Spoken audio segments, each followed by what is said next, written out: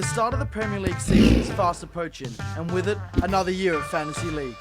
But if you want to have a chance of winning it this time, or at least beating the girl from accounts who finished above you last year, there are some things you need to know. This is Copper 90's guide to winning Fantasy League. First things first, do your research. Knowing the fixture list is key. Has a team got 2 games in a week? Get some of those guys in. Is your star striker playing against one of your defenders? Get that defender out.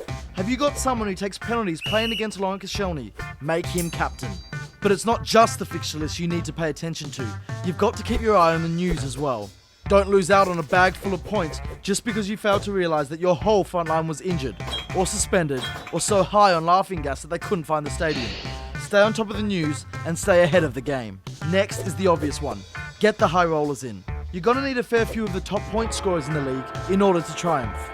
This might sound obvious, but the key here is to react early in the season. Don't waste time convincing yourself that Falcao or Balotelli are going to come good. If Harry Kane gets off to a flyer, get on that quick sharp. And speaking of high rollers, you're going to have a better chance of getting more of them in your side if you don't act like you're picking a real team. Don't pick a balanced side. Don't pick a holding midfielder. Don't pick a front man who does a lot of running for the team but never scores. And don't pick an inspirational leader ahead of someone who's actually going to score you points. In Fantasy League, points win prizes, and you don't get points for team unity. You also don't get points for suspended players. Stay away from League Catamol. Make your transfers late in the week to allow for last-minute injuries, bar brawls, or ill-advised Twitter outbursts, but be aware of the deadlines. Don't leave it too late and get stuck with a post-Coke scandal Livermore in your team. Finally, and controversially, beware the new boys.